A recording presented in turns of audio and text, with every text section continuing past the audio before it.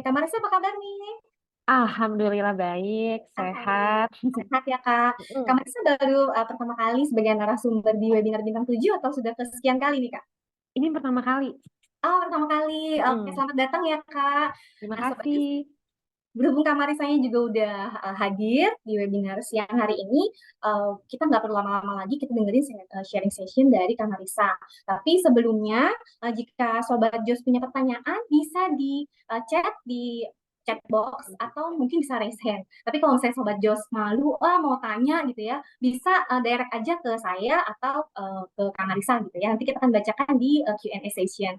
Oke, Kak Marisa, kita nggak lama-lama lagi, waktu dan tempat dipersilakan. Baik, terima kasih banyak Kak Rizka. Halo, tadi aku dengar selamat pagi ya, walaupun sudah siang, tetap kita menyapanya selamat pagi, biar semangatnya kayak masih di pagi-pagi. Selamat pagi untuk Sobat Jos di sini. Hari ini menarik banget karena kita akan bahas sandwich generation, yang mana mungkin kurang lebih sudah cukup cukup familiar gitu ya di antara kita semua. Nah, cuman aku jadi penasaran, adakah yang menjadi sandwich generation di sini? Mungkin ada ya, Pasti masih ada, Mbak masih Marisa. ada Cuma ya. mungkin malu kali. Oke, nggak apa-apa, nggak apa-apa.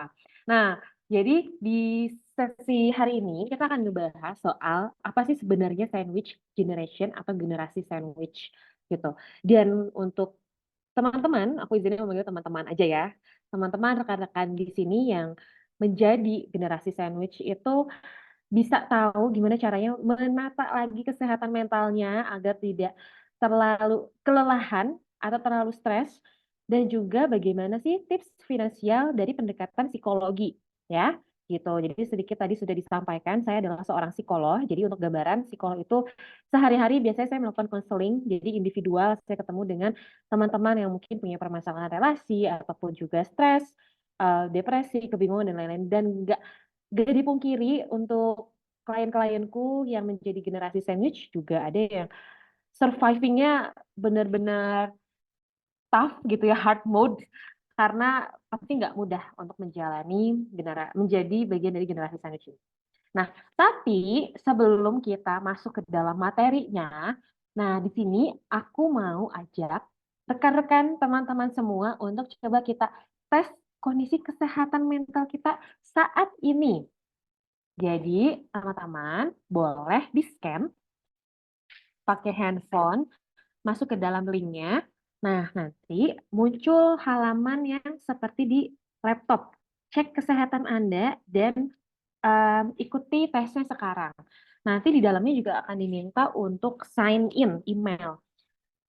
Aku rekomendasikan untuk memakai email yang personal aja, yang pribadi. Jadi nggak masuk ke dalam perusahaan. Sebenarnya tujuannya biar biar lebih personal aja gitu ya hasilnya. Jadinya bisa lebih eh, dibaca, dihayati sendiri agar nggak diakses oleh siapapun gitu. Jadi boleh langsung di scan aja, masukin kodenya bintang 724. Kalau ada yang kesulitan boleh juga ya komen-komen di kolom chat. Dan Karisa, karena aku ini share screen, jadi aku tuh nggak bisa ngebaca chat yang masuk. Jadi nanti kalau ada chat-chat yang masuk, Kariska boleh tolong bantu Oke, sampaikan aja ya. oke Kak Oke. Marisa, thank you. Adakah yang sudah berhasil? Kita bisa lanjutin aja ya untuk Oke Kak, materinya. Sip. Karena kan udah masuk ke linknya juga. Kalau nanti ada yang belum selesai, boleh dilanjutkan lagi setelah sesi. Oke, nah sekarang kita ngomongin dulu definisi generasi sandwich itu apa sih?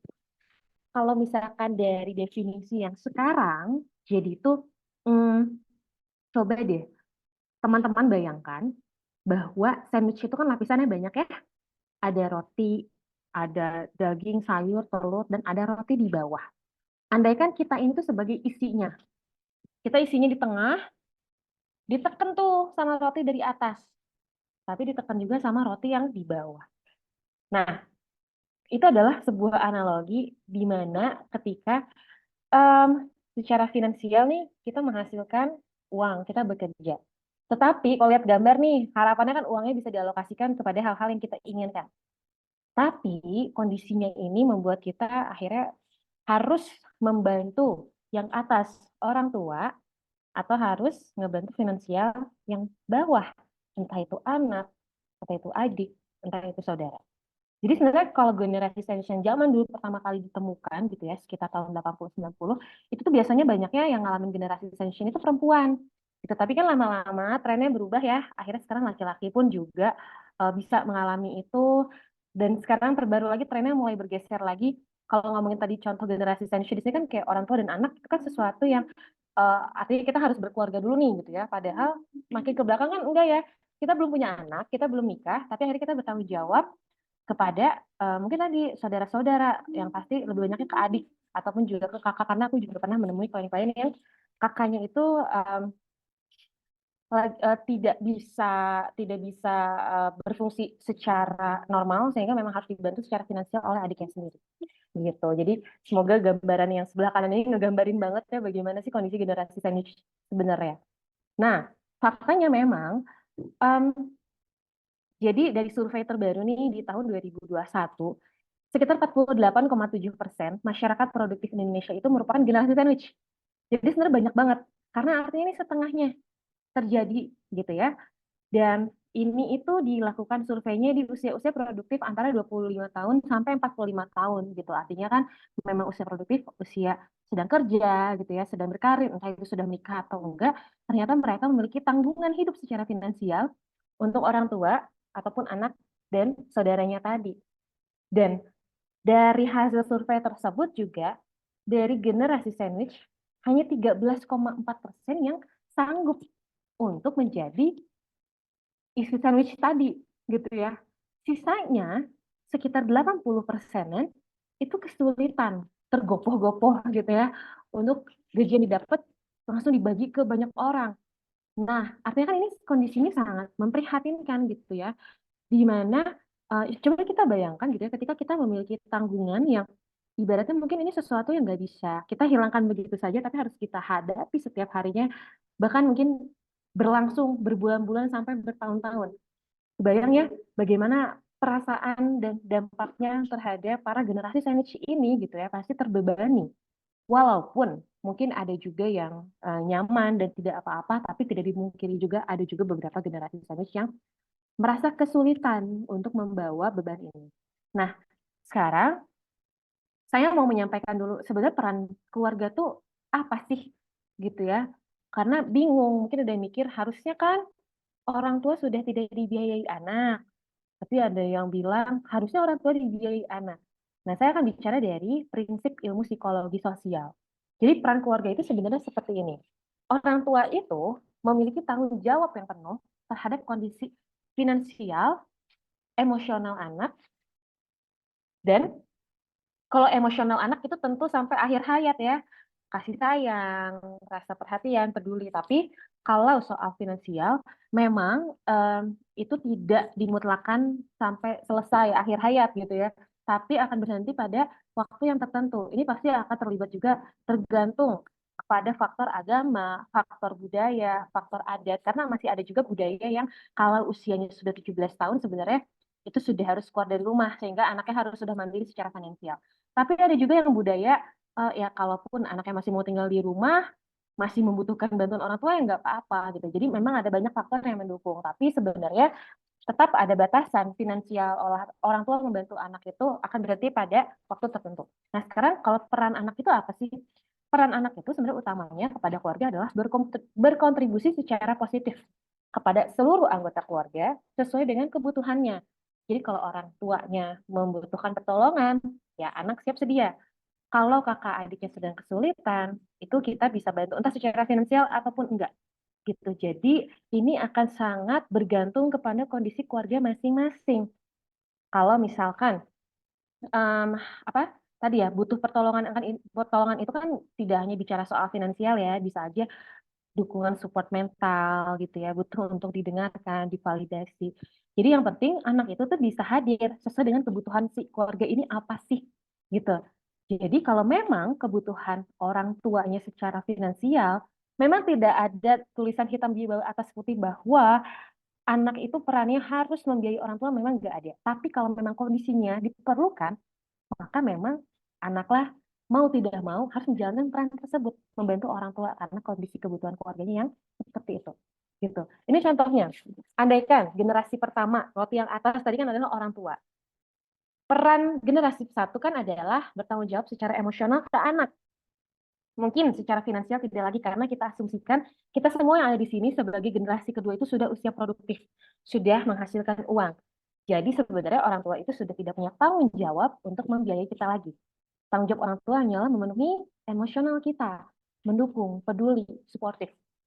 Generasi kedua yaitu kita, tadi kan kita perannya adalah berkontribusi secara positif kepada anggota keluarga. Dan untuk generasi kita, generasi kedua yang sudah punya anak, akhirnya punya peran tambahan, yaitu bertanggung jawab secara finansial dan emosional ke anak. Jadi perannya lebih banyak, ya. Nah, anak generasi yang ketiga, perannya tadi berkontribusi secara positif aja. Jadi ibaratnya, ya anak yang generasi ketiganya sih tidak dapat tuntutan apapun untuk membantu sang orang tua. Kalau anaknya mau silakan, tapi kan mungkin anaknya juga belum belum dalam usia produktif gitu ya. Jadi ya mau nggak mau generasi kedua itu kalau memang dihadapkan dalam kondisi kebutuhan finansial yang um, kurang baik, kalau keluarga orang tuanya kurang baik, mau nggak mau memang peran yang harus kita jalani adalah membantu orang tua dan membantu anak. Nah, tapi kalau misalkan buat yang generasi keduanya, kitanya belum menikah, tapi ada tanggungan-tanggungan kakak atau adik gitu ya, siblings sebagai generasi ketiganya, tugasnya juga berkontribusi secara aktif. Artinya sebenarnya mereka itu juga punya tanggung jawab untuk bisa ngebantu finansial orang tua. Gitu ya. Jadi kalau kita lihat kan sebenarnya cukup cukup banyak gitu ya peran-perannya. Tapi yang mau saya highlight di sini, walaupun kebutuhan, walaupun kita mendapati kondisi finansial keluarga yang lagi nggak oke, sebenarnya kita sebagai anak itu tidak 100% bertanggung jawab terhadap permasalahan keluarga tersebut. Selama masih ada kepala keluarga, selama masih ada orang tua. Seharusnya secara prinsip itu menjadi tanggung jawab orang tua, karena orang tua harusnya bisa memikirkan bagaimana sih perasaan anakku kalau misalkan anakku akhirnya jadi tidak bisa membeli atau menabung hal-hal yang dia inginkan gitu. Jadi sebenarnya akan konflik sekali kondisi ini. Mungkin orang tua pun konflik antara pengen support ke anak, uangnya ditabung aja, tapi kondisi orang tua pun juga sulit. Sehingga mau nggak mau anak pun harus membantu orang tua. Jadi memang kondisi sandwich generation ini cukup kompleks. Karena semua generasi ini, mungkin terutama adalah generasi ke-1 dan kedua itu, lebih banyak perang batinnya gitu. Sehingga eh, tadi, kenapa sih kondisi ini tuh bisa terjadi? Bisa aja kita sebagai generasi keduanya nggak mau deh bantu gitu ya. Tapi kan em, kita juga sebagai manusia tentu membawa nilai-nilai moral ataupun nilai agama ataupun nilai budaya yang akhirnya kita berpikir bahwa ya udah saya membantu finansial orang tua karena gak ada lagi yang bisa ngebantuin. Adik saya belum kerja, kakak saya juga sedang kesulitan. Sehingga saya merasa saya bertanggung jawab untuk melakukannya. Atau misalkan tanpa bermaksud menyalahkan kondisi orang tua gitu ya, tapi memang dalam fenomenanya ini mungkin terjadi karena generasi pertama tadi belum menyiapkan dana pensiun. Kalau teman-teman lihat, Sobat Just lihat di depan ini, keyakinan untuk, aduh, gak ada yang bisa bantu, kayak ngerasa tanggung jawab, kondisinya sulit, jadinya kan seperti tampak ada keharusan. Dan kondisi harus ini, jika tidak selaras dengan keinginan, saya harus bantu, tapi saya pengennya nggak bantu. Saya harus kasih uang bulanan, tapi saya pengen nabung. Nah, ini yang akhirnya menjadi masalah. Ada konflik antara moral keharusan membantu orang tua, rasa tanggung jawab itu dengan ego. Ego itu keinginan, pengennya liburan, pengennya nabung. Ini konflik. Nah, kalau ini berkonflik moral dan egonya tidak selaras, disinilah yang akhirnya menimbulkan stres. Karena rasanya keduanya sama-sama penting. Menjadi bermoral kepada orang tua penting. Pengen kita bertanggung jawab ke orang tua. Pengen gitu ya kita menjadi anak yang berbakti. Tapi kita juga butuh untuk nabung. Kita juga pengen untuk ngasih uang lebih banyak pada anak-anak kita. Tapi kan dua-duanya sama-sama penting tapi berjalan secara bersamaan. Nah, akhirnya muncullah kondisi-kondisi yang stressful. Jadi dari beberapa penelitian, di sini saya mengutip juga dari BSI Finance, eh, tadi kondisi generasi kedua yang tidak sanggup menyelaraskan antara moral dan ego ini akhirnya bisa merasakan stres yang tinggi, capek secara fisik, capek secara mental, ngerasa tidak puas karena rasanya nggak pernah bisa mencapai apa yang kita pengen, rasanya kok kayak salah terus, rasanya kok kayak kurang terus, cemas juga khawatir bagaimana masa depanku nanti gitu ya, khawatir aku tabungannya nggak cukup, tapi khawatir juga kalau orang tua aku tidak makan dan lain-lain gitu ya. Akhirnya rasanya nggak tenang. Dan kalau stres ini dibiarkan terlalu lama, ini juga bisa jatuh ke kondisi depresi. Di mana kondisi depresi ini tentu lebih serius, gitu ya. Akhirnya kita jadi lebih sedih, terlalu menarik diri, akhirnya mungkin tidak function gitu ya, untuk makan juga nggak semangat, nggak enak, untuk beraktivitas sudah rasanya tidak menyenangkan gitu. Itu akhirnya kondisi yang lebih berat lagi. Gitu. Jadi ya untuk para generasi sandwich yang kesulitan untuk menyelaraskan kondisi tadi, dampaknya pun juga nggak main-main gitu ya, sehingga kita perlu uh, memberi bantuan kepada teman-teman di sekitar kita ataupun ngebantu kita sendiri ketika kita sadar, oh iya nih, aku berada di kondisi ini dan rasanya aku tidak baik-baik aja gitu. Jadi kalau teman-teman tadi udah ngisi tes kesehatan mental dan ngerasa permasalahannya juga terkait finansial, sekali lagi saya ingatkan teman-teman, rekan-rekan boleh banget untuk memanfaatkan fasilitas konseling karena apapun yang teman-teman share itu akan dijaga kerahasiaannya dan akan dibantu secara objektif juga. Nah, sekarang pertanyaannya pasti, terus gimana nih Kak Marisa untuk ngatasinnya? Karena semua pasti sudah nggak sabar masuk ke part ini gitu ya. Jadi, prinsipnya ketika kita mengatasi situasi yang stressful atau situasi yang menekan itu, prinsipnya tiga. Kita bisa nge-remove, menghilangkan sumber stresornya, atau kita change, mengubah kondisinya, atau kalau tidak bisa dihilangkan, tidak bisa diubah, akhirnya kita perlu legowo menerima bahwa kondisi inilah yang akan kita hadapi ke depannya. Karena semakin kita menolak realitas, semakin kita menolak rasa tidak nyaman itu, semakin itu tuh mengganggu. Gitu. Jadi mungkin ada kondisi di mana kita pun harus belajar, accept, dan menerima kondisi ini. Nah, tapi kondisi generasi sandwich ini kan tentu tidak bisa di-remove begitu saja. Kan nggak mungkin dong kita menghilangkan orang tua atau kita menghilangkan adanya kehadiran anak gitu ya. Jadi kita berfokus terhadap step kedua dan step ketiga. Yaitu gimana akhirnya bisa merubah kondisi ini agar kita lebih mampu menghadapinya dan bagaimana akhirnya kita bisa menerima kondisi ini agar kita tidak terlalu mengganggu. Mungkin masih mengganggu, tapi seenggaknya tidak terlalu mengganggu. Yang kedua, change. Apa yang bisa kita ubah dalam kondisi ini? Saya mau mengingatkan teman-teman, bahwa semua hal yang ada di luar dari diri kita, entah itu perilaku orang, entah itu perasaan orang, entah itu kondisi orang lain, itu adalah hal-hal yang di luar kendali. Kita nggak bisa ngapa-ngapain. Kalau kita mau ngomong sampai berusaha, ayo dong papa mama kerja, makanya papa mama ini gitu ya. Mungkin mereka juga sudah letih gitu ya. Akhirnya kita cuma bisa memberitahu, tapi mereka mau kerja atau enggak, mereka mau berusaha atau enggak, itu sesuatu yang tidak bisa kita kendalikan gitu. Yang bisa kita kendalikan kan adalah diri kita sendiri. Bagaimana akhirnya kita survive di situasi ini. Bagaimana akhirnya kita bisa mencoba mengkomunikasikan kondisi yang sulit ini. Bagaimana kita bisa merubahnya. Nah, dan di dalam kondisi generasi tension ini yang paling penting itu juga adalah adanya komunikasi dengan anggota keluarga. Entah itu dengan coba berbagi beban tugasnya dengan siblings yang lain gitu ya, mengakui bahwa mungkin ini sulit untuk kita dan mengakui bahwa kita pun juga butuh pertolongan terhadap kondisi ini. Lalu juga bicara secara jujur dan asertif kepada orang tua bahwa mungkin kondisi ini tuh sesuatu yang sulit dan tidak ideal bagi diri kita dan bagaimana solusinya. Nanti habis ini kita akan ngomong juga cara komunikasi sederhana tapi ini bisa jadi contoh. Lalu kita akhirnya change-nya yang bisa kita lakukan adalah kita akhirnya berusaha adaptif terhadap kondisi ini, kita yang mengatur financial planning-nya. Lalu tidak jarang juga nih saya tuh ketemu klien yang akhirnya terdampaknya itu juga adalah pasangan, terutama yang sudah menikah gitu kan, karena akhirnya karena ada uang harus keluar ke keluarga keluarga inti gitu ya. eh, jadinya mungkin keluarga dia dengan pasangan itu terintervensi gitu kan, terpengaruh sehingga perlu juga mengkomunikasikan kepada pasangan tentang kondisi kita.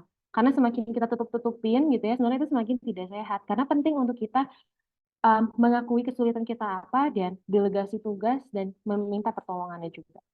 Nah, setelah change ini, kalau memang sudah berupaya, udah Kak Marisa aku tuh udah ngomong baik-baik, udah coba ngatur financial planning dan lain-lain, apa yang harus dilakukan adalah tahap ketiga itu adalah akhirnya menerima kondisi ini memang tidak menyenangkan, ini sulit, tetapi gimana akhirnya kita bisa mengatur diri kita agar stresnya itu tidak terlalu tinggi, agar kita bisa terus tercharge. Nah, em, aku pernah beberapa kali juga gitu ya ketemu dengan klien-klien yang berada di kondisi ini, terus bilangnya sudah mencoba berkomunikasi, tapi mungkin ada cara komunikasi yang akhirnya kurang tepat.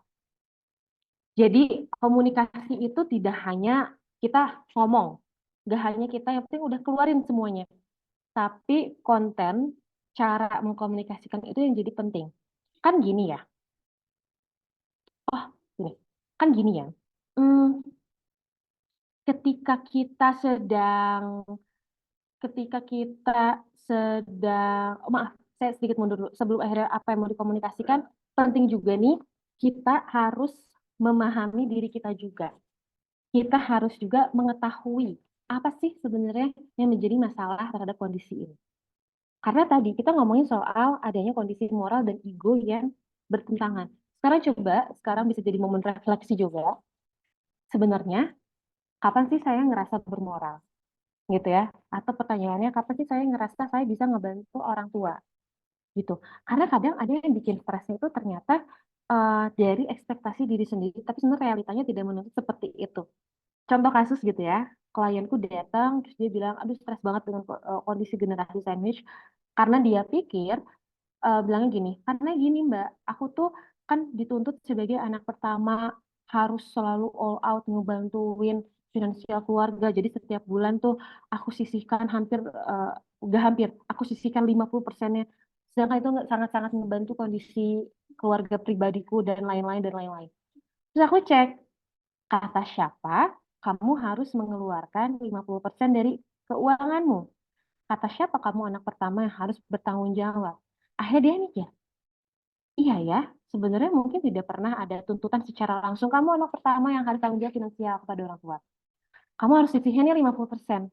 Gitu. Jadi ternyata yang memberikan ekspektasi ke diri kita sendiri itu bisa jadi bukan lingkungan, tapi bisa jadi diri kita sendiri.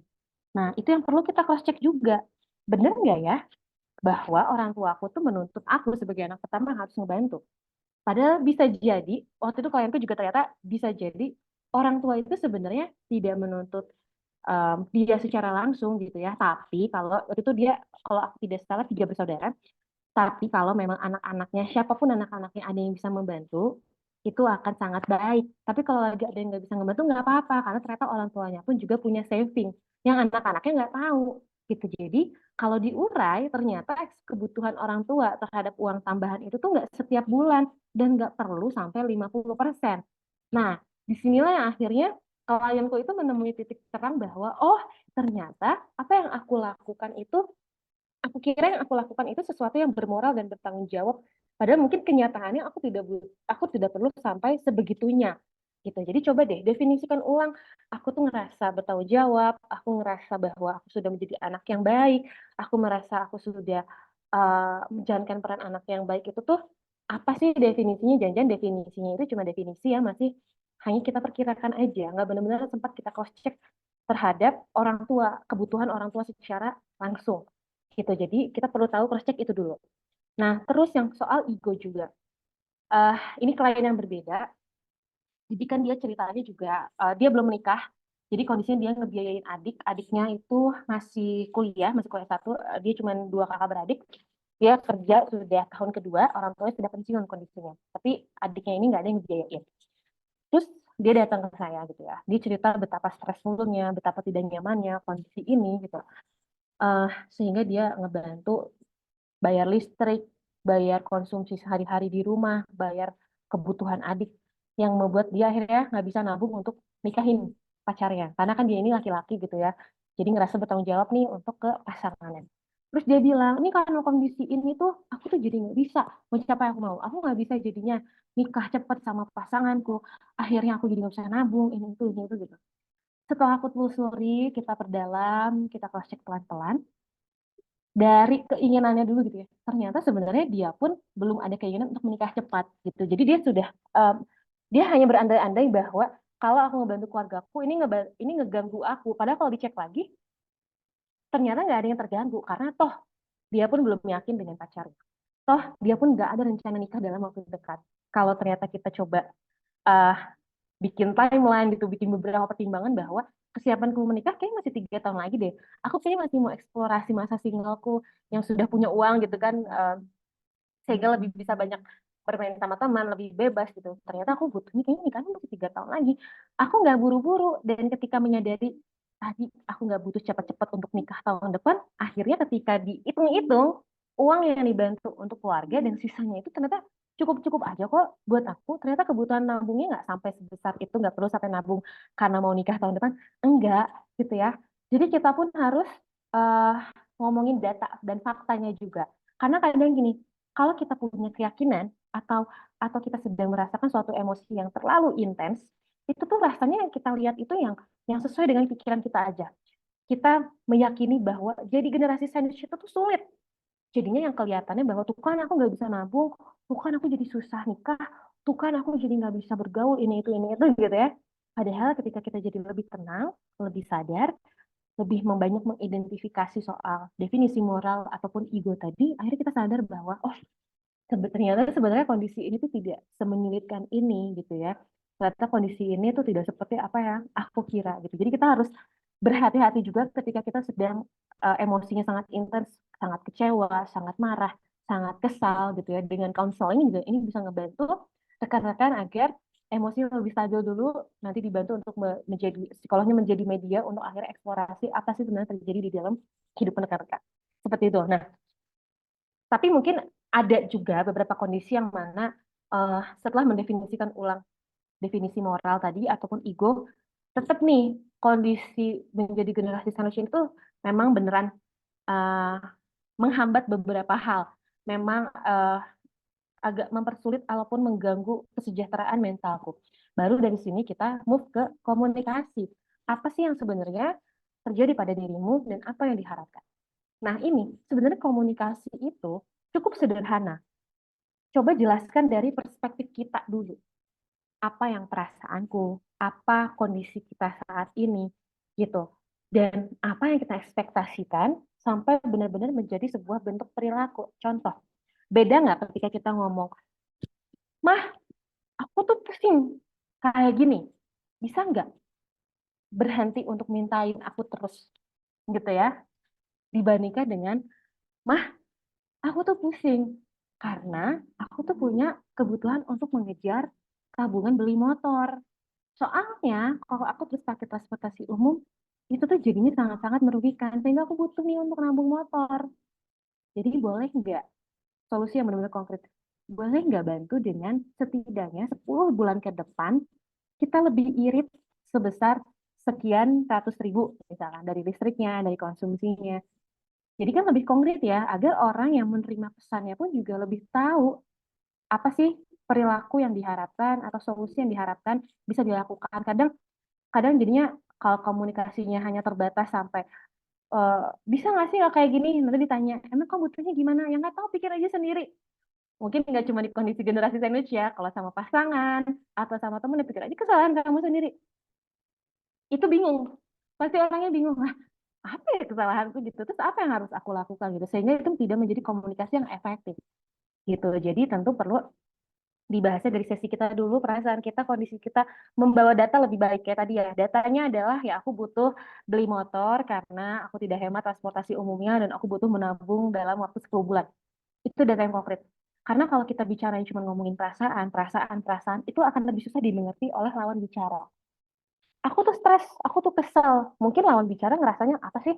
Kok kondisi kayak gini aja kamu berlebihan? Kenapa kamu harus kesel? Kenapa kamu harus stres ini gitu ya?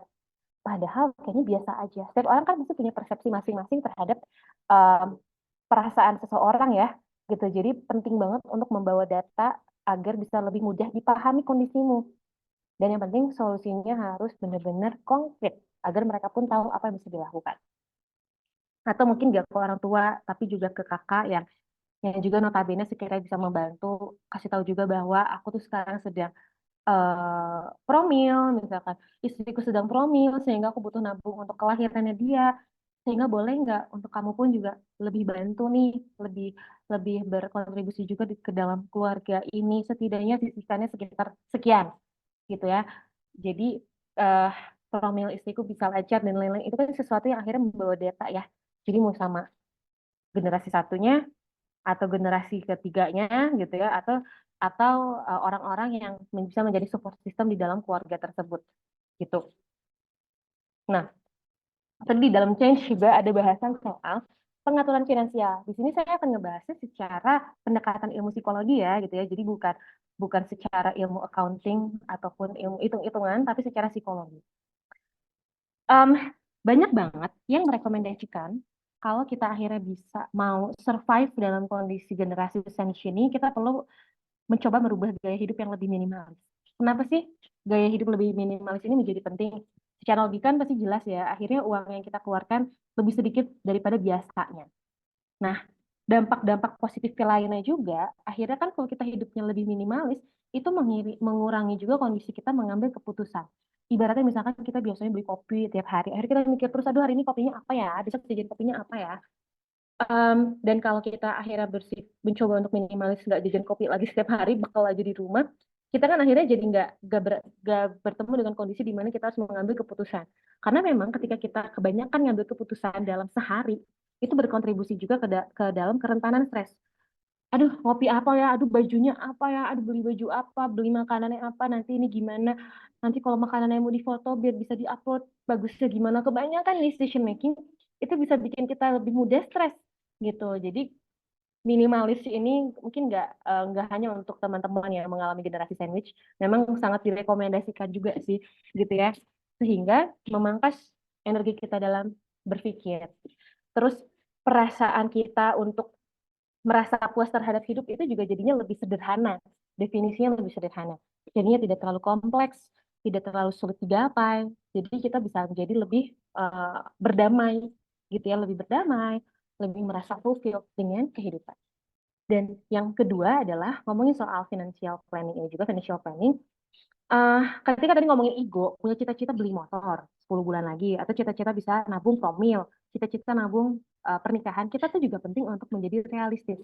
Kita lihat, mungkin nggak tuh motor itu bisa tercapai, terbeli dalam 10 bulan. Mungkin nggak kita bisa nabung promil untuk kelahiran anak dalam kurun waktu persekian eh, bulan. Karena ketika kita tidak realistis, itu kan kita akhirnya ngerasa kita nggak punya kendali terhadap kondisi itu ya. Dan ketika kita losing sense of control of our life, ngerasa nggak punya kendali terhadap diri kita, itu juga yang ngebuat kita jadi kelimpungan. Yang membuat kita jadinya stres. Nah, jadi menurunkan ego agar lebih realistis, agar sense of control-nya lebih tinggi, karena ngerasa lebih sanggup untuk menggapai itu, kita jadi lebih confident, kita lebih termotivated, kita lagi lebih semangat gitu, agar tadi gap antara reality dan harapannya kan nggak terlalu jauh. Jadi prosesnya nggak begitu menjadi beban, sehingga kerentanan stresnya pun juga menjadi rendah gitu. Jadi perlu dicek dua hal ini ketika sedang mengatur financial planning. Nah, sekarang Kak Marisa, gimana nih? Masalahnya kondisinya sudah tidak bisa di-change dan pasti nggak bisa di-remove. Akhirnya kita harus menerima kan kondisi ini, udah coba komunikasi, udah coba financial plan, tapi the fact is, ini adalah kehidupanku yang harus aku hadapi bertahun-tahun ke depan. Ibaratnya gini, aku minta teman-teman bayangin bahwa andaikan kita itu sebagai sebuah ember. Ember, pasti kita beda-beda bentuknya, beda warnanya. Artinya kapasitas kita menghadapi kondisi stres itu pasti beda-beda. Buat saya segini itu stressful, buat orang lain mungkin nggak stressful. Ya, jadi kan embernya beda-beda. Setiap air yang masuk itu adalah sumber stresor. Tiap hari stres itu pasti ada. Jalanan macet, air masuk. eh Pacar nggak ngabarin, bete, air masuk. Terus pasangan lagi diajak ngobrol nggak didengerin, air masuk tuh stres. Kalau misalkan tadi kan ember ya, kalau misalkan taraf taraf kerentanan kita ibaratnya segini, ketika airnya masih segini, mungkin kita masih fine. Tapi bayangkan ketika stres yang setiap hari kita hadapi ini terlalu banyak, semakin tinggi, dia akan luber. Yang mana akhirnya kita mungkin bisa meledak. Tiba-tiba, kadang ada kondisi di mana gitu, aku ketemu klienku, tiba-tiba, Mbak Marisa aku nggak tahu, tiba-tiba sedih banget sampai nangis, meraung-raung. Sebelumnya aku nggak pernah kayak gini.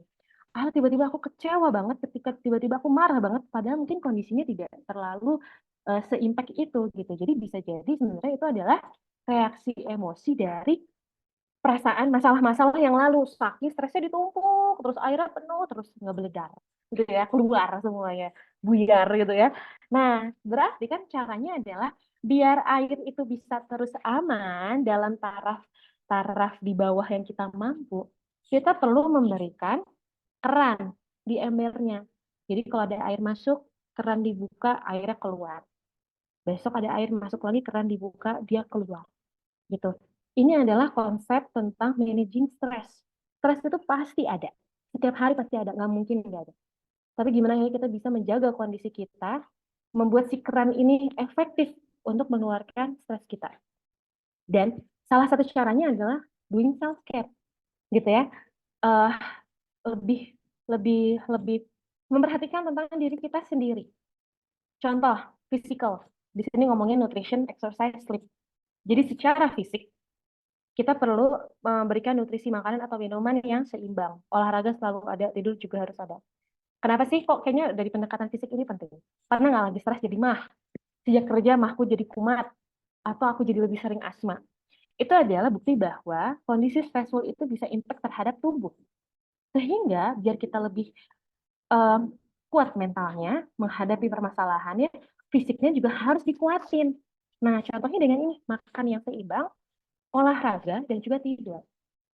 Contoh lainnya, ketika kita begadang, bangun tidur pernah nggak? Bete seharian bad mood karena kita kurang tidur. Itu artinya ketika fisik kita nggak fit, itu bisa berdampak ke perasaan kita juga, ke psikologis kita. Gitu, makanya tidur cukup. Maksimal kalau memang ada kerja lemburan, rekomendasinya maksimal jam 12 malam, kalau bisa sih jam 11. Lebih baik lagi maksimal jam 10 malam tidur. Kenapa? Karena jendela tidur orang itu dari jam 11 sampai jam 3.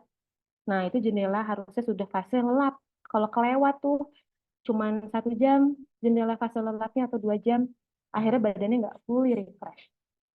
Terus secara mental, apa yang bisa kita lakukan? Ini contoh mindfulness, self-talk, terapi. Tapi sebenarnya ketika teman-teman coba ingat aja, apa sih selama ini kalau aku stres apa yang aku lakukan? Mungkin hal sederhana dengan minum kopi atau sederhana dengan ya curhat aja sama teman atau nulis diary atau aku jadinya jalan-jalan keliling komplek. Pokoknya selalu lakukan yang memang dirasa efektif untuk ngebantu teman-teman ngerasa boosting lagi gitu ya. Biar biar apa? Biar tadi itu kan ngebantu kita kalau memang sudah pasti efektif itu dilakukan aja berulang-ulang karena itu ngebantu kita juga akhirnya mengeluarkan si air ember tadi. Mindfulness ngomongin soal apa?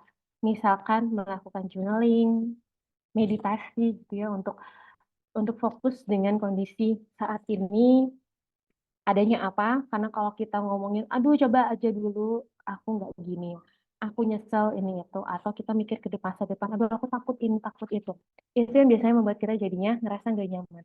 Jadi fokus aja apa yang sedang terjadi saat ini, apa yang permasalahan yang lagi aku hadapi. Secara emosional, um, aku sangat-sangat merekomendasikan banget. Hmm, jadi ini, agak benar maaf. Prinsipnya, ketika mindset kita ini terbiasa untuk berpikir hal-hal yang baik, maka ada the law of attraction. Ketika kita terbiasa berpikir hal yang baik, maka kita akan terbiasa melihat dunia itu juga lebih baik.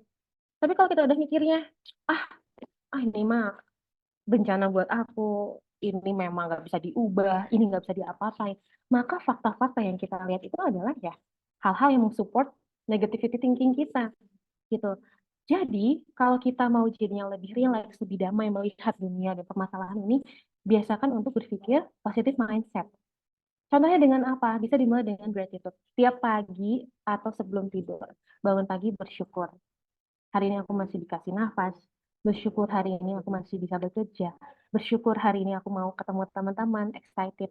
Sebelum tidur, apa yang aku syukurin hari ini? Aku bersyukur aku bisa tadi jalan-jalan, aku bisa main hobiku, bisa main dengan peliharaanku, dan lain-lain. Itu simpel, tapi kalau dibikin habits, itu sangat-sangat punya impact yang sangat besar. Terus secara spiritual juga, boleh dibawa ke agama, dibawa ke ibadah, meditasi juga sesuatu hal yang sangat dalam, pemaknaan soal hidup, atau yoga yang memang benar-benar dalam, memaknai soal soul gitu ya, tentang jiwa, itu juga bisa. Karena ketika kita secara spiritualnya pun kuat, ada connectedness gitu ya terhadap hal-hal energi lain yang kita nggak ketahuin, entah itu energi pencipta gitu ya, Sang Maha Pencipta, Tuhan, Allah, atau ada energi dari alam, akhirnya kan kita jadi lebih bisa legowo bahwa memang nggak semua kondisi itu bisa kita kendalikan. Gitu. Jadi kita lebih bisa relax.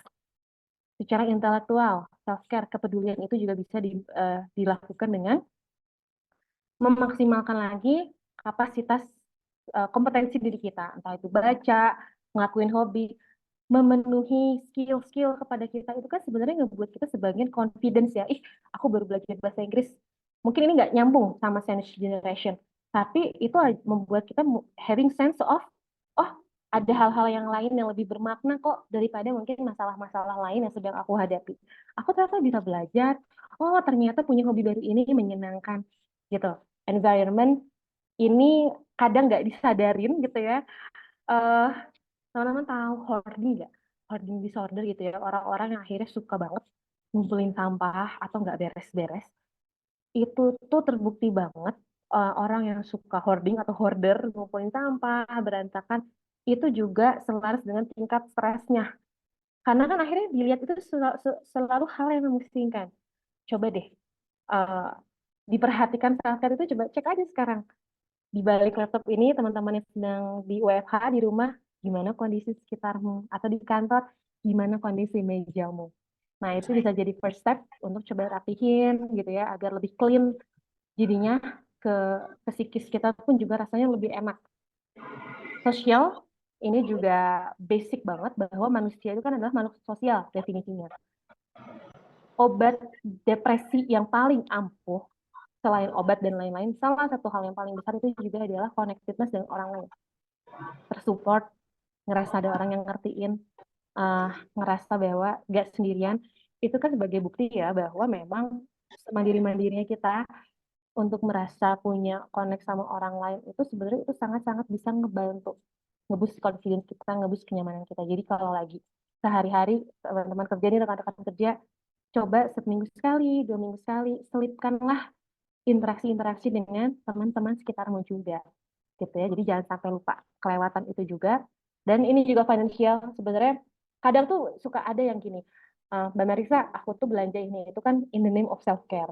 Tapi setelah belanja langsung, aduh, stres, bingung banget nih uangnya berkurang dan lain-lain gitu ya. Jadi sebenarnya self care financial itu adalah definisinya adalah bertanggung jawab terhadap finansial kita. Dengan kita bisa saving, dengan kita bisa mengeluarkan finansial secara efektif, lebih tepat sasar, itu artinya kita tanggung jawab dan artinya itu kita peduli dengan diri kita. Gitu. Jadi self care itu nggak melulu soal ngebelanjain materi, itu boleh kalau memang tidak menjadi masalah. Tapi kalau akhirnya self care financial hanya berpikir soal belanja atau yang penting punya atau ya yang penting punya having sense of buying something gitu ya.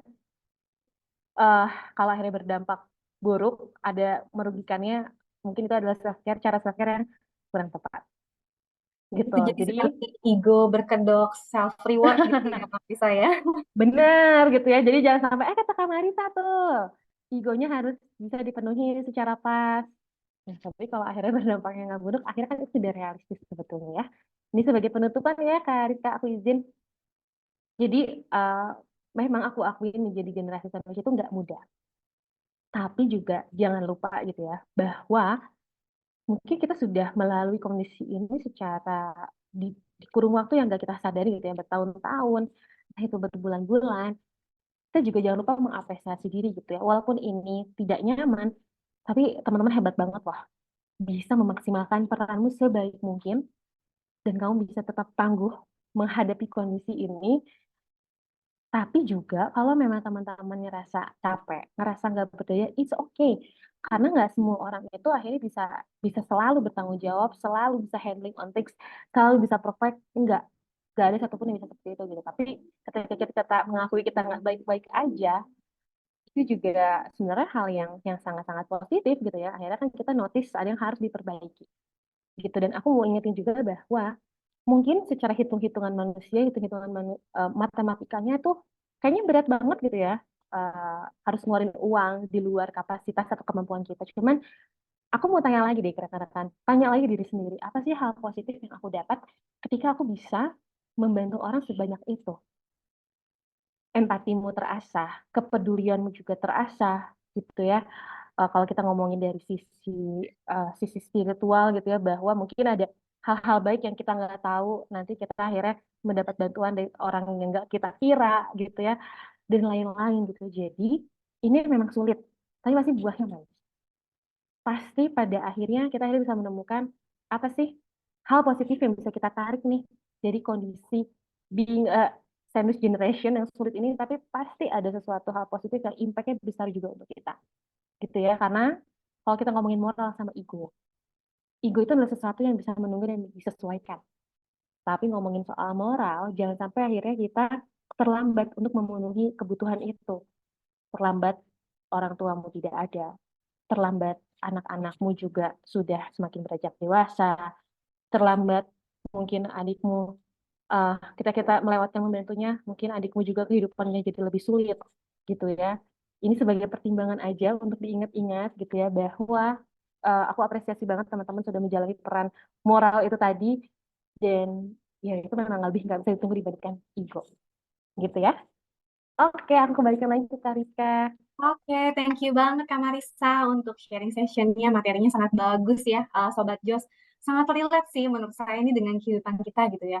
Baik kita menyadari secara langsung maupun tidak langsung bahwa kita ini adalah generasi sandwich.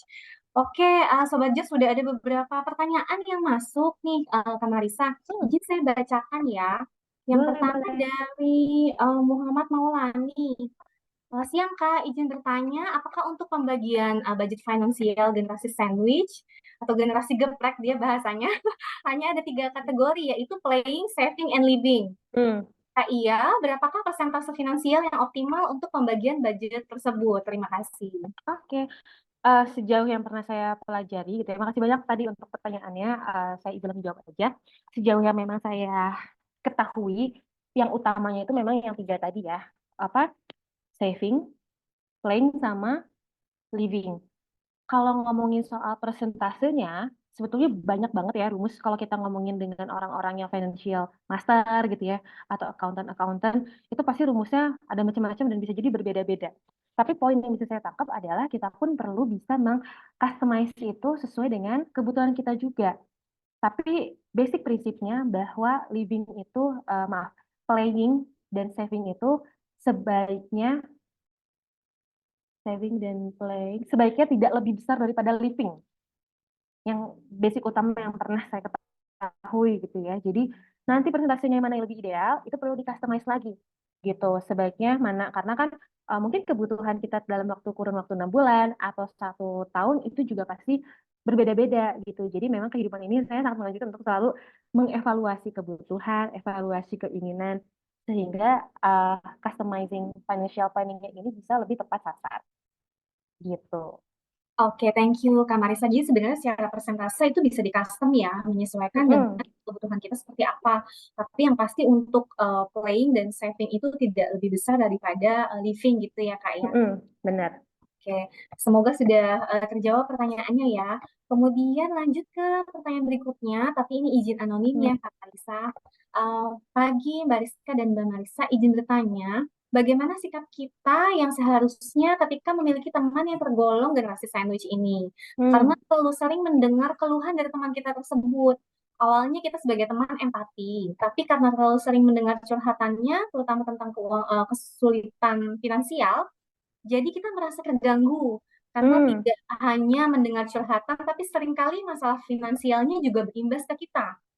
Tetapi tidak ada perubahan dari teman kita ini. Apakah kita sebagai temannya ini masuk ke dalam golongan korban dari generasi sandwich ini? Terima kasih. Oke, itu pertanyaan yang bagus banget. Kita kan tentu pengen juga menjadi teman yang baik ya. Maksudnya kita coba menghayati juga dari sisi temanmu bahwa kenyataannya kehidupan dia itu tidak lebih baik daripada kita. Mungkin saat ini gitu, sehingga dia sedang sangat-sangat kesulitan. Sebetulnya dengan dia bisa menceritakan ini ke orang lain itu hal yang bagus juga daripada akhirnya dia pendam. Tapi juga nggak dipungkiri gitu ya, bahwa ketika itu terlalu berlebihan, memang curhatan-curhatan itu kan pasti biasanya banyaknya merujuknya ke hal yang energi negatif gitu. Ketika kita terlalu banyak mendapatkan hal itu juga jadinya kita moodnya juga jadi terdampak gitu ya, rasanya nggak nyaman dan jadi ikut negatif, emosinya pun jadi ikut negatif. Kita pun juga perlu self care, kasih boundaries sampai kapan mana sih kita bisa membantu teman, batasannya sampai mana. Nah, kalau saran dariku, sebaiknya pertama ditanyain ke teman kamu, curhat ke aku tuh butuhnya apa? Butuh didengerinnya, butuh kasih solusinya, atau apa gitu. Kadang kan kita tuh suka kebingungan, ini curhat maksudnya poinnya kemana ya? Pas kita kasih masukan, dia gak denger. Mungkin Hmm. karena dia hanya butuh didengerin aja. Atau kita udah dengerin, nanti dia marah karena dia butuh solusi. Nah, Hmm. kalau teman-teman memang sudah ngerasa nggak sanggup, saranku adalah mengarahkan dia agar bisa curhat ke media yang lebih tepat sasar, tapi dengan cara yang baik kan agar kita tetap menjaga relasi gitu ya. Misalkan kamu butuhnya apa sih dari aku? Aku cuma butuh didengerin aja gitu ya. Kita bisa bilang, kamu kalau misalkan mau mau dibut kalau kamu memang butuh didengerin dan itu bisa lebih ngerasa plong, aku tuh pernah dengar ada teman aku yang lain nih pernah nggak ada kondisi yang sama terus dia ke psikolog. Misalnya Hmm. dia ke psikolog, dia ke psikiater dan itu sangat helpful loh. Nah, mungkin kamu perlu coba ke sana deh. Karena aku juga jadi kan nggak enak, aku sering dengerin tapi aku juga nggak bisa selalu available untuk kamu dan lain-lain gitu. Jadi kita permanis lah, kita percantik bahasanya gitu. Akhirnya sebenarnya kita mereferensikan dia ke tempat yang lebih tepat sasar. Atau kamu butuh solusi ya, tadi ya coba solusinya bisa coba ketemu psikolog biar lebih lega perasaannya. Atau kamu coba diskus aja sama orang-orang yang ngadepin masalah yang sama gitu. Karena kalau ngomong solusi kayaknya aku nggak bisa ngebantu sampai sana gitu. Jadi tetap harus making boundaries uh, sesopan mungkin, sebaik Iya. mungkin gitu ya, biar tidak jadi konflik. Itu jawaban dariku. Oke, jadi ditanyakan dulu sebetulnya tujuan dia bercerita apakah untuk didengar atau untuk dapat solusi atau seperti apa gitu ya Kak, Iya, supaya betul. kita lebih tepat menyikapinya gitu ya. Atau Mm. mungkin dari teman-teman yang butuh konseling lebih lanjut nanti bisa menghubungi Relief gitu ya Kak Marisa ya. Iya, atau Kariska nih, udah ada linknya yang sudah di-share ke Oh, Kak Putri di chat. oke. Ya, sudah ada linknya dari Kak Putri ya, teman-teman yang butuh konseling lebih lanjut dari Relief. Oke, izin untuk melanjutkan pertanyaan berikutnya, Kak Marisa. Ini Boleh? ada banyak banget, tapi memang mostly anonim gitu ya. Oke, di aku juga ada satu yang anonim nanti Kariska. Oh, Kehabisan oke. pertanyaan.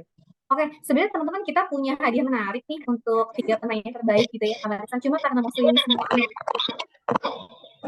ada yang bocor suaranya, sorry. Mungkin karena mostly anonim, kita bisa pakai nomor kali ya, Kak. Nomor satu, Boleh. nomor dua, nomor tiga gitu ya. Sip. Ini untuk pertanyaan ketiga, Kak Marisa. Sebenarnya dalam keluarga tuh ada nggak sih istilah pinjam uang? Kalau misal kakak Hmm. atau adik kita bilangnya mau pinjam uang ke kita sekian, dibalikin dalam waktu sekian lama. Kalau misal itu nggak dibalikin, salah nggak sih?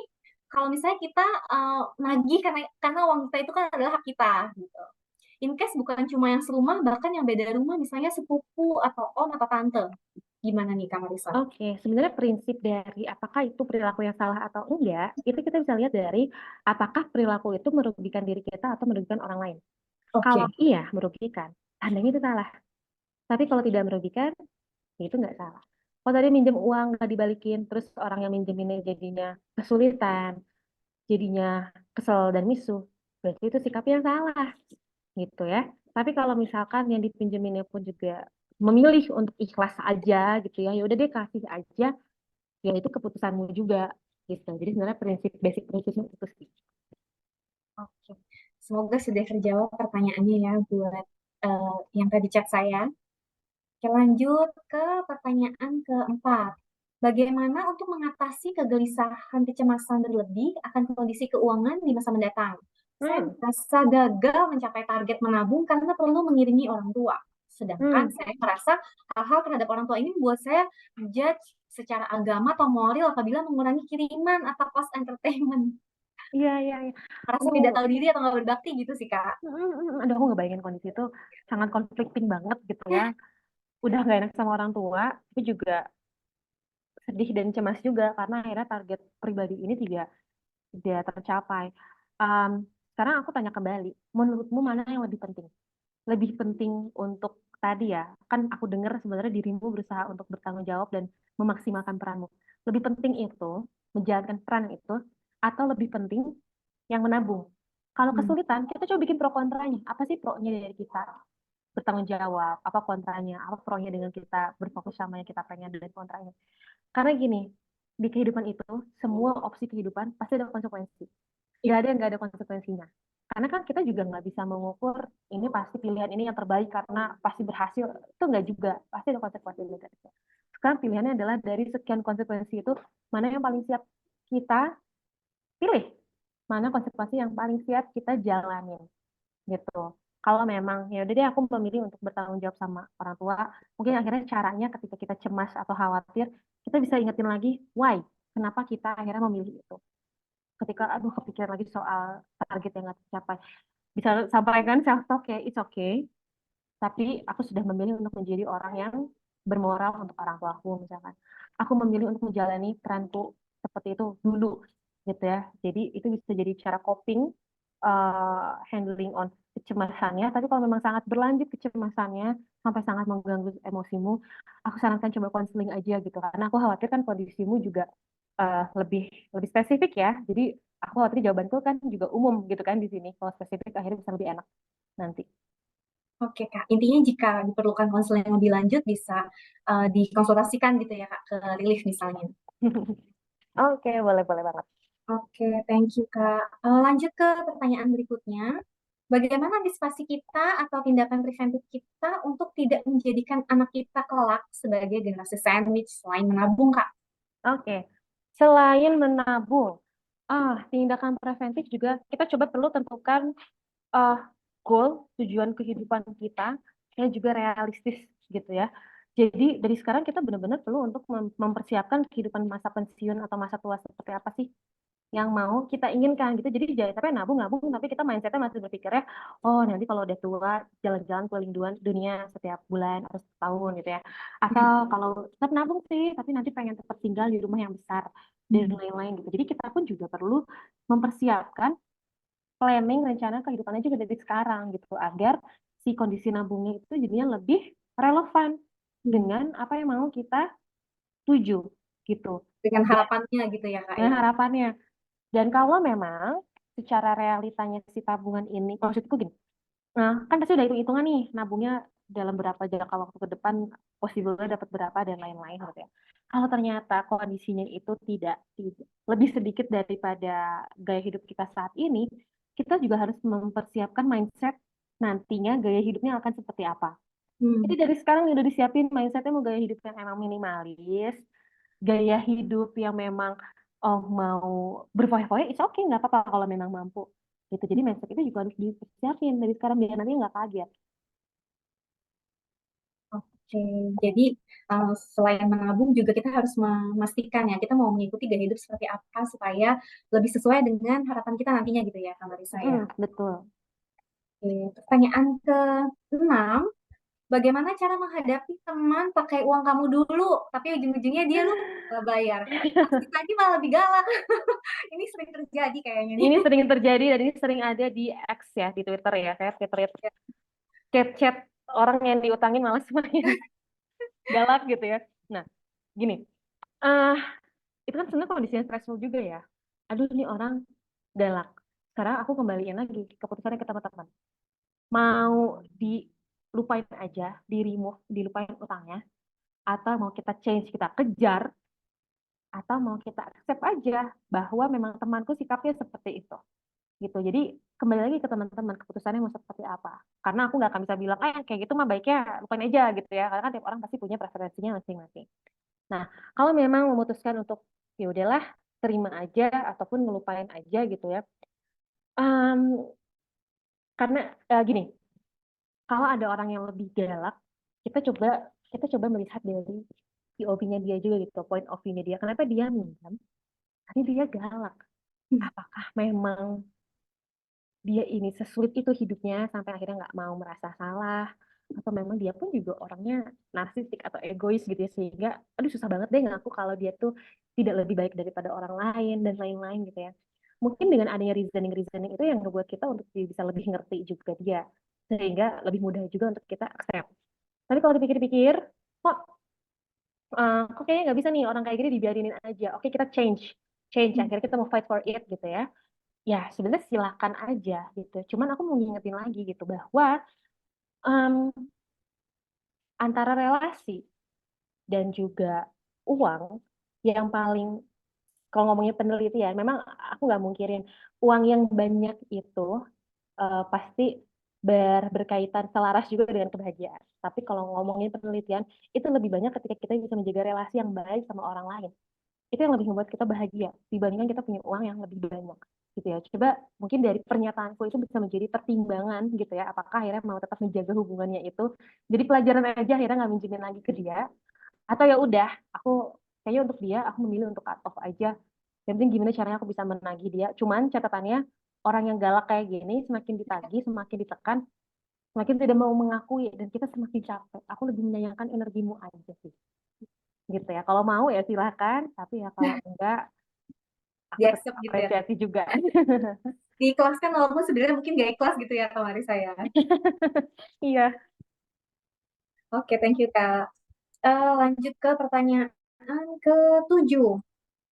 Sebagai generasi sandwich, bagaimana cara kontrol ekspektasi dan persepsi? Misalnya kondisinya hanya sepele dan generasi sandwich sudah mengalami hal tersebut kepada orang yang bukan generasi sandwich agar tidak menyakiti perasaan orang. Jadi yang generasi sandwich, Ulangi ya Kak. Jika boleh-boleh. sebagai, misalnya aku sebagai generasi sandwich, bagaimana cara Ah, kita mengontrol ekspektasi dan persepsi, semisal kondisinya sebetulnya itu sepele. Dan hmm, aku tuh sebagai generasi sandwich sudah sering mengalami hal tersebut. Bagaimana oh, caranya mengontrol itu kepada orang misalnya Ambaraniri gitu ya, yang dia hmm, bukan sandwich, bukan generasi sandwich, jadi dia nggak ngerti sebenarnya bagaimana hmm. caranya supaya nggak menyakiti perasaanku gitu Kak. Oh, oke oke. Jadi maksudnya, ah, misalkan Kak Rizka yang sebagai generasi sandwich, terus gimana biar aku tuh yang nggak relate dengan kondisimu, tapi aku nggak menyakiti perasaanmu, Iya, gitu. untuk hal Ah, yang mungkin sebetulnya agak sepele gitu Kak. oke. Ya. Cara tergampang untuk kita bisa berempati sama orang adalah memvalidasi emosinya aja. Oke. Terlepas itu memang benar-benar masalah besar, terlepas itu masalah kecil, kita hanya perlu untuk memvalidasi perasaannya aja, gitu. Kan temanku curhat, aduh ngerasa gini, susah banget nih ngejalanin hidup ini sebagai generasi. Terus aku kayak, aduh aku nggak relate gitu. Tapi kita bisa ngevalidasi dengan cara parafrase ulang. Oh iya, iya, iya, oke. Aku ngerti emang kayaknya berat banget ya ngejalanin hidup seperti itu ya buat kamu. Itu tuh validasi. Kita nggak perlu ngerasa halin yang sama juga, atau kita nggak perlu ngebahas konteksnya terlalu detail. Cukup sampai situ aja juga bisa. Terkadang kan kita juga kalau lagi nggak baik-baik aja, butuh diingetin aja kan. Sebenarnya nggak Ya. langsung butuh dikasih solusi gitu, nggak selalu langsung butuh kasih solusi. Diingetin aja, cukup. Itu cara pertama yang bisa coba dilakukan. Jadi kita perlu memvalidasi emosi juga gitu ya, Kak Marisa ya. Iya, betul. Oke, thank you Kak Marisa. Pertanyaan berikutnya ini banyak banget nih Kak yang nanya. Pertanyaan ke-8, ada nggak sih pelatihan untuk melatih kita supaya nggak sering jadi orang yang nggak enakan? Hmm, Karena melalui penjelasan tadi secara garis besar nggak ada keharusan untuk anak memenuhi kebutuhan keluarga atau orang tua. yes. Kembali pada emosional kita dan diri kita pribadi. Tapi kadang lebih sering yang familiar dengan sikap nggak enakan. Hmm. Gak enak nanti kalau aku nggak bantu bayarin adik, kasihan mamaku, kasihan papaku. Nggak enak kalau aku nggak kasih uang bulanan, padahal tiap bulan aku ngasih, terus tiba-tiba nggak ngasih. Dan nggak enak yang lain dari yang tadinya ngasih ke nggak ngasih, atau kuantitinya yang misalnya jadi berkurang. Hmm, Padahal hmm, banyak hmm. kebutuhan dan mimpi yang harus diri kita kejar. Ya, oke, good question. Aku duga kondisi anonim itu kan juga akhirnya bisa jadi punya keyakinan di mana kalau aku tidak membantu orang maka aku salah. Jadi akhirnya aku harus terus membantu orang tanpa akhirnya aku bisa kenal betul Mhm. kemampuan kita sendiri gitu ya. Karena mikirnya ya aku harus selalu bantu orang gitu. Sehingga mindset itulah yang harus diubah bahwa kita tuh kan nggak selalu harus bertanggung jawab sama orang. Kita bayangin aja, Ketika kita all out untuk orang, apakah orang lain juga all out untuk kita? Ketika kita peduli sama orang, siapa yang akhirnya peduli sama kita? Gitu. Pada akhirnya kan kita hanya punya diri sendiri ya. Itu itu beberapa pikiran sederhana yang bisa coba diingat-ingat gitu ya, coba diingat, di reminder ke diri sendiri lagi. Tapi kalau ngomongin soal ada pelatihan enggak, sebenarnya dengan counseling itu bisa juga loh untuk ngebantu kita ngeganti perspektif, ngeganti eh, eh, mindset, ngeganti ngeganti merubah bagaimana kita bereaksi atau merespon eh, lingkungan sekitar. Itu bisa juga nanti dipelajari di selama sesi counseling gitu. Asal percaya aja sama psikolognya, sama terapisnya, eh, karena pasti sudah akan dibantu diarahkan juga sih planning treatmentnya seperti apa dan lain-lain gitu. Oke, sama mungkin komunikasi juga tadi ya Kak, ya dikomunikasikan ke Nah, orang tua gitu ya, bahwa yang biasanya kita kasih sekian, eh, mm, mm, mm. tujuan yang lain, tadi ya dengan harapan dan data yang konkret gitu ya Kak, mungkin bisa lebih apa, menjadi sikap nggak enakan itu bisa sama-sama win-win gitu ya, kita ke orang Mm. tua lebih enak, kemudian kita terhadap cita-cita kita atau harapan kita juga bisa lebih sesuai gitu ya Kak Marisa ya. Thank Iya, you Kak Marisa. Kak Rizka aku jadi pengen nambahin sedikit ya. Tadi dari tambahan yang Kak Rizka aku tidak insight gitu ya, bahwa ketika tadi kita berpikir bahwa kalau kita nggak ngebantu, mungkin kita berpikirnya kalau kita nggak ngebantu maka kita salah gitu ya. Kalau kita nggak ngebantu maka kita buruk. Sebenarnya kan ada basicnya ada rasa takut ya ketika kita nggak bisa nolong orang. Takut nih kalau nggak bisa nolong orang, khawatir nih gitu. Coba dibikin lagi apa sih yang benar-benar ditakutin. Hmm. Dan coba lakukan eksperimen. Coba beneran untuk sekali dua kali memaksakan untuk misalkan tidak melakukan hal itu gitu ya. Aku takut kalau nggak ngebantu berakhir buruk misalkan. Aku takut kalau nggak ngebantu dimarahin. Atau aku kalau nggak ngebantu aku takutnya jadi dinilai jelek. Coba ketika memang lagi nggak sanggup, lagi nggak mampu, making decision untuk nggak ngebantu. Terus observe, bener nggak? Ketika kita nggak ngebantu orang, yang terjadi adalah sesuai dengan ketakutan kita. Hmm. Gitu. Ternyata kan, maksudnya disayangkan juga bahwa ternyata yang kejadian ternyata nggak seperti apa yang kita khawatirkan kan. Jadi Ya, kita cuma udah keburu kitanya overthinking gitu ya Kak ya. capek, iya gitu. Jadi coba lakukan eksperimen itu. Oke, oke, oke. Thank you, Kak Marisa untuk tambahannya. Ini di aku sih pertanyaan terakhir, Mm-mm. pertanyaan ke-9, tapi nggak tahu mungkin kalau ada yang direct ke chat ke Kak Marisa ya. Eh, Udah, aku udah juga. ini yang terakhir di aku, yang masuk ke aku. Oke. Eh, Satu lagi nih Kak, mengarah ke pendidikan. Hmm. Sarannya sebagai karyawan, lebih better untuk ambil kelas karyawan di malam hari, tapi full Ah. Senin sampai Jumat, atau kelas karyawan di weekend aja. Dengan Hmm. kondisi di weekend kadang masih ada job part time. Kedua, di weekend juga kadang masih ada rapat, kegiatan rohani atau komunitas. Ketiga, tapi Hmm. di weekday juga jarang pulang tenggo di kantor. Gitu, thank Oke, you, Kak. oke. Oke, kalau saran dariku adalah coba diobservasi dan dianalisa betul-betul dulu gitu ya, bahwa selama 1 bulan ke depan nih, misalkan kan kita udah tahu tuh jam kerja malam, kuliah kerja malam biasanya jam berapa, kalau weekend jam berapa. Kita lihat dalam 1 bulan ke depan, kan aku khawatirnya tadi weekend jarang pulang atau weekend penuh atau weekday jarang cepet pulang cepet. Aku khawatirnya itu masih asumsi. Sekarang Hmm. kita coba bikin datanya, bikin tuh 1 bulan pakai kalender gitu, misalnya 1 bulan kalender kita cek setiap harinya. Oh, hari ini aku pulang cepat, oh hari ini eh, jam 5, oh hari ini lembur, oh weekend penuh, oh weekend kosong. Nanti bisa dilihat, akhirnya kita bisa ngebandingin. Kayaknya kalau weekend tuh lebih mungkin deh, tapi kalau yang weekday kayaknya lebih unpredictable. Itu kan berarti bisa jadi landasan ya untuk akhirnya memilih keputusan. Tapi aku juga menitipkan bahwa perlu punya ekspektasi yang diselaraskan juga, karena kan anonim ini juga bekerja ya, yang artinya pasti tanggung jawab utamanya juga di pekerjaan gitu Nah, kan. Sehingga ketika memilih untuk mengambil S2, bisa jadi ya ekspektasinya kita nggak bisa benar-benar uh, fully datang gitu ya, atau selalu selalu maksimal absennya. Kecuali itu bisa dikomunikasikan terlebih dahulu kepada atasan. Bisa nggak aku kalau misalnya tadi udah ada datanya, terus aku milih untuk jadi deh weekday aja. Bisa nggak ke atasan karena aku mau S2, mau sekolah lagi, weekday-nya pulang cepat.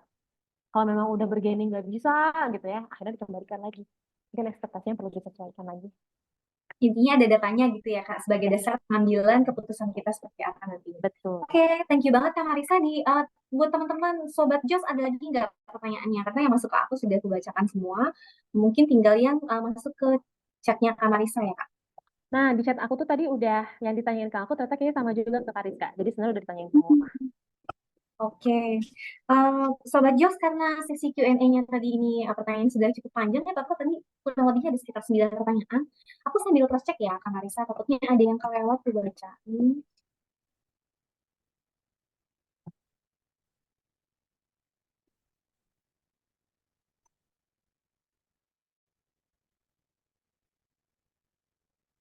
Mestinya sih sudah semua sih, Kak Marisa. Untuk pertanyaan-pertanyaan itu ke chat boxku maupun ke Kak Marisa ya.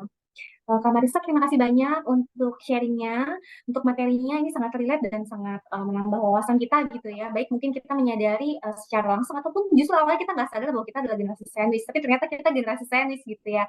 Dan bagaimana caranya memutus supaya nantinya anak-anak kita gitu ya tidak lagi menjadi generasi sandwich, karena by data tadi disampaikan bahwa hampir 50% dari usia produktif ini sandwich, dan sayangnya yang punya kesiapan finansial atau financial plan itu hanya sekitar 13% gitu ya, Kak Marisa ya. Mm-mm. Supaya kedepannya kita dan anak-anak kita nantinya gitu ya tidak lagi masuk ke dalam data itu, tapi kita sudah siap dengan financial plan kita ke depannya.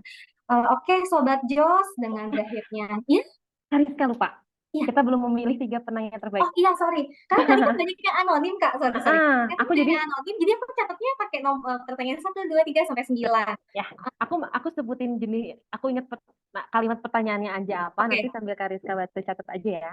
Tadi oke, yang menanyakan gimana agar kita tidak menyakiti teman kita yang generasi sandwich.